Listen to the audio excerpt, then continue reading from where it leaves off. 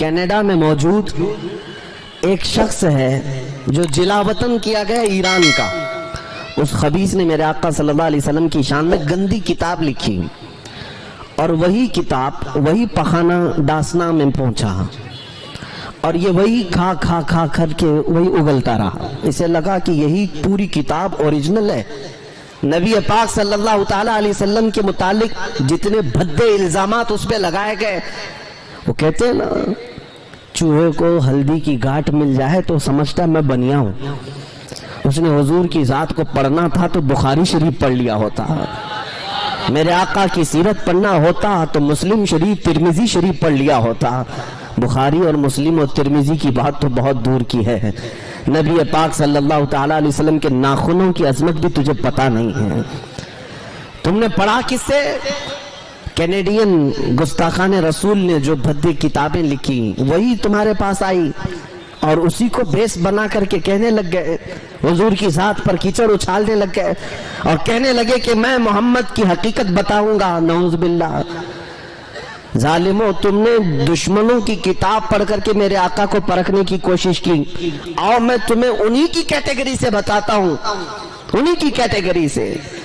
انگریزوں کا ہی ایک اور مفکر ہے، بہت بڑا مورخ بھی ہے، تاریخ لکھنے والا، اس نے پوری دنیا کے بہت زیادہ مؤثر شخصیات، ان لوگوں کی تاریخ جمع کی ہے اپنی کتاب میں، 100 لوگوں کی جن کا انفلوئنس عوام پر سب سے زیادہ ہے پوری دنیا میں، ایسے 100 لوگوں کی تاریخ جمع کی، اور فرسٹ نمبر پر میرے آقا کا نام اس نے لکھا۔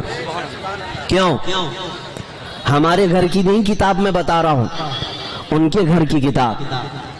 100 موسٹ یعنی انفلوئنس رکھنے والے لوگوں میں سے میرے آقا کا نام سب سے پہلے، اسی سے پوچھو کہ کیوں تم نے میرے آقا کا نام سب سے پہلے رکھا ہے۔ وہ کہتا ہے کہ محمد صلی اللہ تعالیٰ علیہ وسلم سے میں اتنا انسپائر ہو گیا، ایک حدیث میں نے پڑھا، حدیثیں پڑھو اے نوجوانوں اور دوسروں تک پہنچاؤ، میرے آقا صلی اللہ علیہ وسلم کے اخلاق کے تم سفیر ہو، تم ترجمان ہو، لوگوں تک میرے آقا کی عظمت بھی بتاؤ۔ وہ کہتا ہے انگریز، میں نے ایک حدیث پڑھی، پوچھا گیا کیا حدیث پڑھی آپ نے؟ کہتا ہے ان کی فکر کیسی تھی، ایک بار وہ بچوں کے درمیان بیٹھے ہوئے تھے، بچے کھیل رہے تھے، چھوٹے چھوٹے بچے کھیل رہے تھے، میرے آقا صلی اللہ تعالیٰ علیہ وسلم بچوں سے بہت پیار کرتے تھے، بچوں کے لیے تحفے لاتے، تجارت سے آنے کے وقت بچے لٹک جاتے تھے حضور پاک صلی اللہ علیہ وسلم کے جبے سے پکڑ کر، صحابہ حضور پاک صلی اللہ علیہ وسلم ان بچوں کے ساتھ بیٹھے ہوئے ہیں، کھیلتے ہوئے بچوں میں اچانک ایک بچے کا باپ آیا اور اس نے اپنے بیٹے کو پکارا، بیٹا ادھر آجا، تیری ماں تجھے یاد کر رہی ہے۔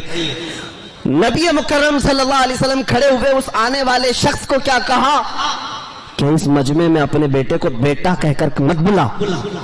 اس نے کہا کیوں؟ میرا بیٹا ہے، میں بیٹا نہ کہوں تو کس کو کہوں؟ میرے آقا نے فرمایا ضرور تیرا بیٹا ہے، گھر میں بیٹا کہہ کر بلا، اس مجمع میں کئی یتیم بچے کھیل رہے ہیں جن کے باپ نہیں ہے، اگر تو اپنے بیٹے کو بیٹا کہہ کر بلائے گا ان یتیموں کو اپنے باپ کا احساس نہ ہو جائے، اور مجھے ان کی تکلیف کا زیادہ احساس ہوتا ہے۔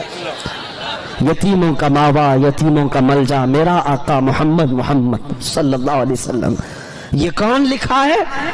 یہ ہمارے گھر کی کتاب نہیں ہے، انگریزوں کا ایک بہت بڑا مورخ ہے، دانشور ہے، اس کی لکھی ہوئی کتاب۔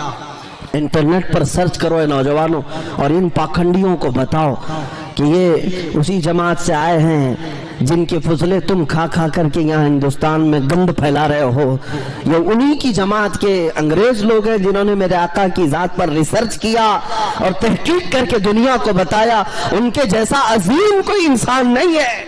میرے آقا صلی اللہ تعالیٰ علیہ وسلم کے متعلق ایک اور بات میں بتا دوں، حضور اکرم صلی اللہ تعالیٰ علیہ وسلم کے اخلاق کریمانہ پر آج مجھے حیرت ہوتی ہے نوجوانوں پر۔ اے میرے عزیز بچوں، نوجوانوں، تم اخلاق و کردار کو سیکھنے کے لیے آج کئی کورسز کر رہے ہو، پرسنالٹی ڈیولپمنٹ کورسز چلائے جاتے ہیں بڑے بڑے شہروں میں۔ ہم سے کئی نوجوانوں نے کہا کہ ہم یہ کورس کر رہے ہیں، ہم نے پوچھا یہ کورس میں ہوتا کیا ہے؟ کہا اس میں لوگوں سے ملنا سکھایا جاتا ہے، بیٹھنا سکھایا جاتا ہے، بات کرنے کا انداز سکھایا جاتا ہے۔ کھانا کھانے کا طریقہ سکھایا جاتا ہے کہ بڑے لوگوں میں، رچ لوگوں میں کیسے تم لوگ بیہیو کرو گے، یہ پرسنالٹی ڈیولپمنٹ سے تعلق رکھنے والے چیزیں سکھائی جاتی ہیں۔ مجھے حیرت ہوئی اپنے بچوں پر، تم ان لوگوں سے اخلاق سیکھنے جا رہے ہو جن کو پیشاب کرنے کا طریقہ معلوم نہیں۔ اخلاق میں سب سے اعلیٰ اگر کوئی اس دنیا میں امام ہے وہ محمد رسول اللہ کی ذات ہے۔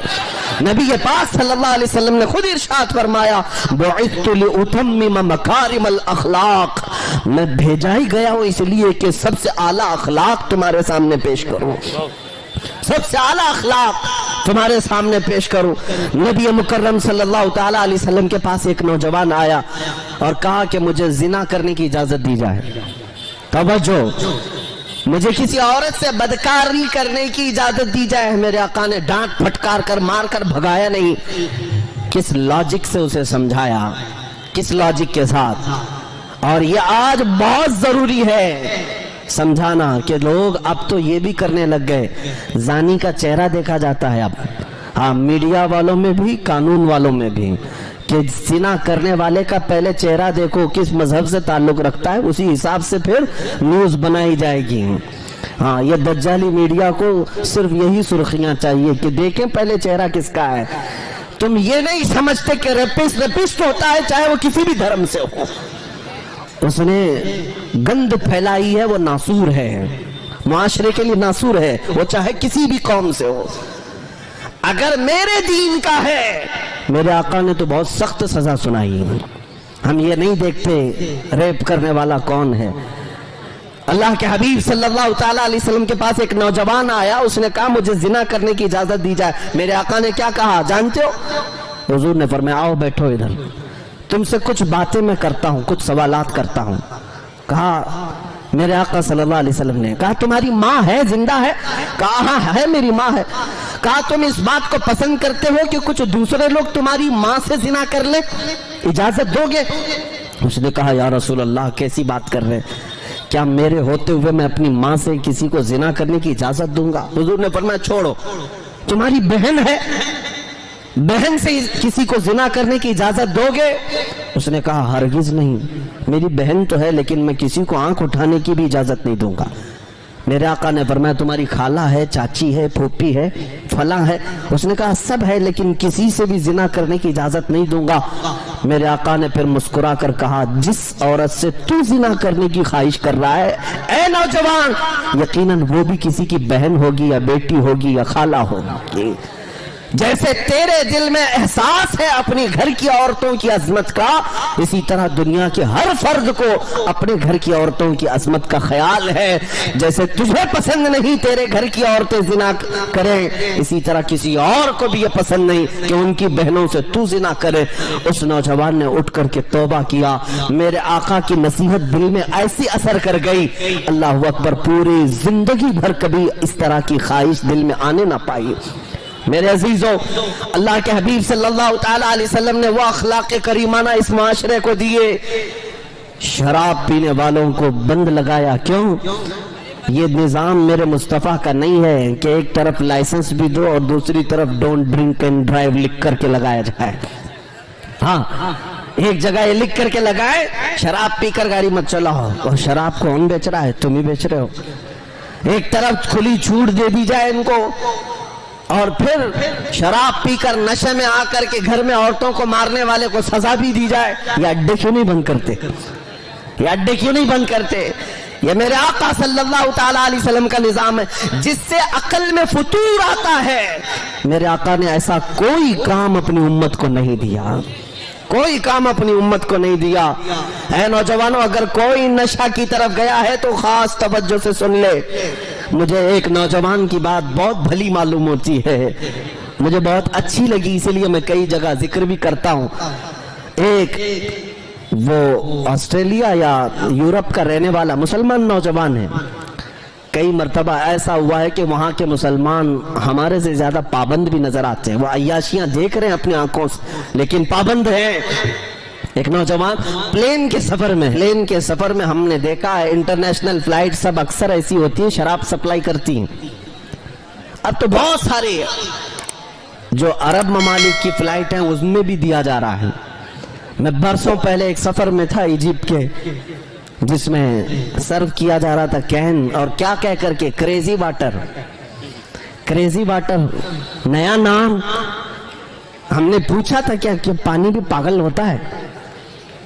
تو بغل میں بیٹھے ہوئے آدمی نے کہا نہیں، یہ وائن ہے، بہت زیادہ ریفائن ہے، اس لیے اس کو کریزی واٹر کہہ رہے ہیں۔ وہ مخصوص اصطلاح ہے، لیکن شراب پلانے کے 100 ڈھنگ دنیا نے سیکھ لیے ہیں، الگ الگ نام سے، بیئر نام سے، وائن نام سے، الگ الگ ناموں سے۔ میں کیا کہہ رہا ہوں سنو، وہ نوجوان پلین کے سفر میں ہے، سرو کرنے والی خاتون شراب اس کو دیتی ہے، اسے منع کر دینا چاہیے تھا، نہیں خواہش نہیں ہے، لیکن جواب میں اس نے کیا کہا، آئی ایم اے مسلم۔ یہ جملہ بہت چبھ جاتا ہے کچھ لوگوں کو، گڑ جاتا ہے۔ وہ کھڑی ہو گئی، کہا کہ ٹھیک ہے آپ کو نہیں پینا نہ پیتے، یہ کیا کہہ رہا ہوں کہ میں مسلمان ہوں؟ اس نے کہا آپ کو سمجھ میں آ جائے کہ مسلمان اور شراب دو اپوزٹ چیزیں ہیں، آپ کو سمجھ میں آ جائے، اس لیے میں نے کہا دو اپوزٹ چیزیں ہیں، میرے نبی پاک صلی اللہ علیہ وسلم نے اس کو حرام قرار دیا۔ وہ کھڑی ہو گئی کچھ بحث کرنے کے لیے، بات کرنے کے لیے، کہا دیکھیں آپ کے بغل میں بھی جو مسافر ہیں، پیسنجر ہیں، وہ بھی پیتے ہیں، نارمل چیز ہے، پیئیں گے سفر کٹ جائے گا، ریلیکس ہو جائیں گے، یہ کیا ہے آپ آرگیو کرتے ہیں اس چیز کو لے کر کے؟ اس نوجوان نے کیا کہا اس خاتون سے، ایئر ہوسٹس سے، کہا ٹھیک ہے آپ کی بات میں مانتا ہوں، ایک کام کیجئے، یہ جو شراب آپ ہمیں سرو کر رہی ہیں پہلے پائلٹ کو پلائیے، پائلٹ کو یہ شراب سرو کر دیجئے، وہ پیتا ہے جم کے پیئے، پھر ہم دیکھتے ہیں۔ اس نے کہا نہیں، وہ آن ڈیوٹی ہے، ابھی پیتا تو ہوگا گھر پہ جا کر ڈیوٹی ختم ہونے کے بعد، لیکن ابھی آن ڈیوٹی ہے۔ اس نوجوان نے کہا خاتون آپ سمجھ لیں مسلمان زندگی بھر آن ڈیوٹی ہوتا ہے، اس لیے آپ ڈرائیور کو نہیں شراب پلاتے کہ نشہ میں آئے گا تو پیچھے بہت سارے لوگ اس کی ذمے میں سفر کر رہے ہیں، اور چلانے والا اگر خطا کر گیا تو پیچھے سارے خطا کر جائیں گے، یا ان کی جان ہلاکت میں آ سکتی ہے۔ اسی لیے میرے آقا صلی اللہ علیہ وسلم نے ہر مسلمان کو یہ حکم دیا کہ تمہارے پیچھے ایک نسل کھڑی ہے، اگر تمہارا قدم ڈگمگا گیا تو یہ پوری نسل برباد ہو سکتی ہے۔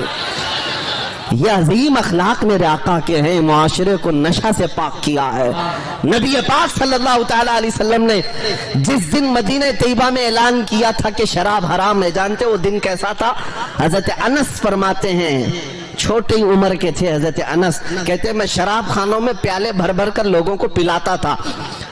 جو ہوٹل تھی اس زمانے میں شراب پینے کے، ابھی شراب حرام نہیں ہوئی تھی مدینے جانے تک، وہ کہتے میں سرو کرتا تھا لوگوں کو، اچانک شام کا وقت تھا، لوگوں کے پیالے بھر بھر کر کے میں دے رہا تھا، گلیوں میں آواز آئی یا ایھا المسلمون قال رسول اللہ صلی اللہ علیہ وسلم حرمت الخمر، اے مسلمانوں اللہ کے رسول نے فرمایا شراب آج سے حرام ہو گئی۔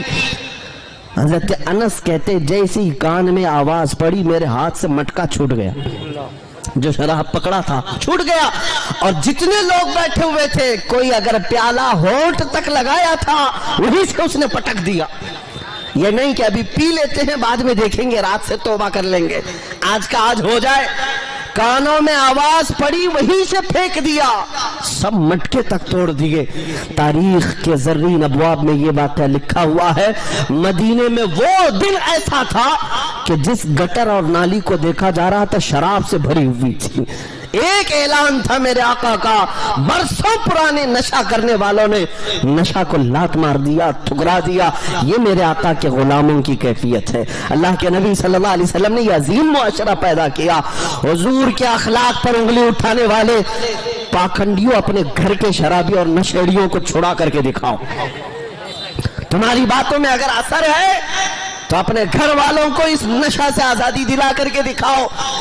بیٹھے ہیں گفے میں اور کہتے ہیں اسلام کا وناش کریں گے، اپنے جسم کی کھجلی مٹا نہیں سکتے، اسلام کو مٹانے کی بات کرتے ہیں۔ نبی پاک صلی اللہ تعالیٰ علیہ وسلم کا یہ وہ عظیم دین ہے جو اصولوں پر کھڑا ہے۔ یہ کسی محلے اور بستی کا نہیں، 4 لوگ 5 لوگ بیٹھ کر کے یہ دین قائم نہیں کیے ہیں۔